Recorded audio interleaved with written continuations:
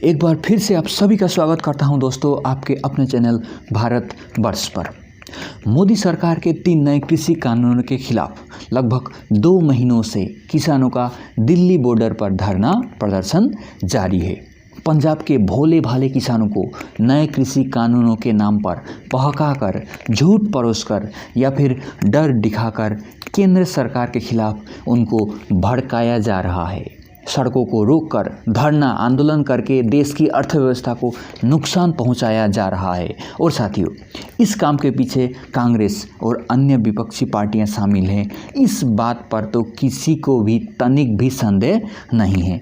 ये पार्टियां सत्ता पाने की लालच में अब इस कदर अंधी हो चुकी हैं कि झूठ बोलना, किसी को भड़काना, बहकाना और देश की अर्थनीति को बड़ा से बड़ा नुकसान में धकेल देना इन पार्टियों के लिए अब आम बात हो चुकी है।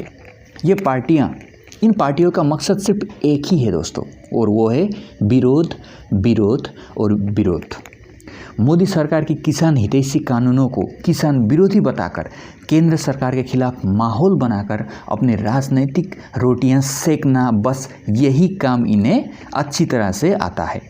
कांग्रेस पार्टी अपने 7 सालों के शासन में तो कृषि किसान हितैषी कुछ काम नहीं कर पाई, और अब जब ये काम मोदी सरकार ने किया तो उसमें भी रोड़ा बनकर किसानों को अपने राजनीतिक फायदे के लिए उनको मोहरा बनाकर खड़ी है ये कांग्रेस पार्टी।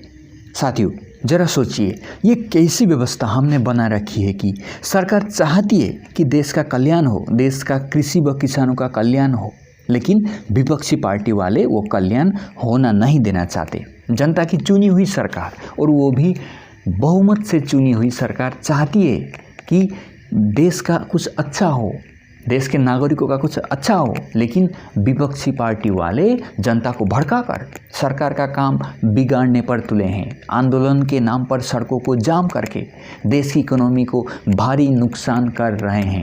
साथ ही खालिस्तानी भी इसी आंदोलन के जरिए अपनी नापाक जड़ें मजबूत कर रहे हैं। मोदी सरकार को किसान विरोधी बताकर पूरी दुनिया में देश की छवि खराब कर रहे हैं। आखिर क्यों सरकार चाहकर भी इन देश विरोधी ताकतों के खिलाफ क्यों कुछ नहीं कर पा रही?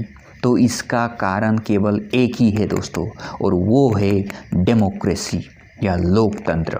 ये लोकतंत्र के कारण ही सरकार हर बार इन देश विरोधी ताकतों के सामने विवश हो जाती है। ये डेमोक्रेसी, ये लोकतंत्र ने ही सरकार के हाथ बांध रखे हैं साथियों। आंदोलन, विरोध, धरना, सड़कें को जाम आदि के कारण देश का कितना भी बड़ा नुकसान क्यों न हो, पर सरकार को केवल मूक दर्शक की भूमिका में रहना पड़ता है। क्योंकि डेमोक्रेसी है ना, ये तो लोकतंत्र है भाई, यहाँ तो सब कुछ अधिकार है और सबको अधिकार है। लोकतंत्र ने तो सबको सब कुछ अधिकार दे रखा है। धरना, आंदोलन के नाम पर देश का कितना भी नुकसान करने का अधिकार, विरोध के नाम पर विध्वंस करने का अधिकार, अपनी राजनीति चमकाने के लिए झूठ बोलना, आम नागरिकों को बरगलाने का अधिकार, सब कुछ लोकतंत्र ने सबको दे रखा है साथियों। आप इलेक्शन नहीं जीत पाए तो क्या हुआ? आप भोले भाले लोगों को भड़काइए सरकार के खिलाफ, बरगलाइए, हिंसा के लिए प्रेरित करिए, तो ये सरकार निश्चित तौर पर आने वाले इलेक्शन हार जाएगी। तो आपका चांस आएगा ना, तो बन जाएगी आपकी सरकार। यही तो डेमोक्रेसी है ना। ये लोकतंत्र में सत्ता पाने का एक शॉर्टकट फार्मूला बन गया है दोस्तों, और इसी के कारण देश का विकास कभी नहीं हो पाएगा दोस्तों। जब तक ये डेमोक्रेसी रहेगा तब तक देश का विकास नहीं हो पाएगा साथियों।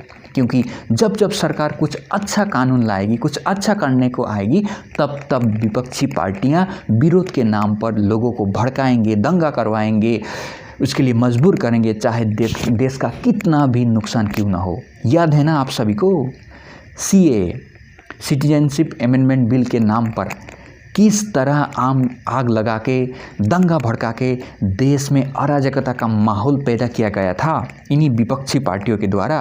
कितना बड़ा नुकसान हुआ था उस समय देश को। दिल्ली दंगे के समय कितने ज़्यादा बेगुनाह लोग मारे गए थे।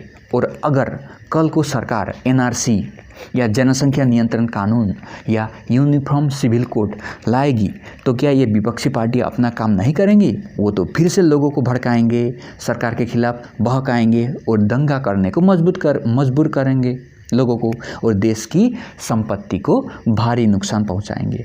हमारा कहने का मतलब यही है साथियों कि ये डेमोक्रेसी, ये लोकतंत्र में सरकार के खिलाफ, सरकार के अच्छे कामों के खिलाफ भी विरोध होता है और विरोध के नाम पर दंगा, हिंसा, अराजकता सब कुछ होता है। ये डेमोक्रेसी में विरोध विरोध विरोध, उसी का नाम ये डेमोक्रेसी और देश का निरंतर नुकसान होता ही रहता है इसी तरह डेमोक्रेसी में और देश का कभी भी विकास नहीं हो पाता साथियों इसी डेमोक्रेसी के कारण।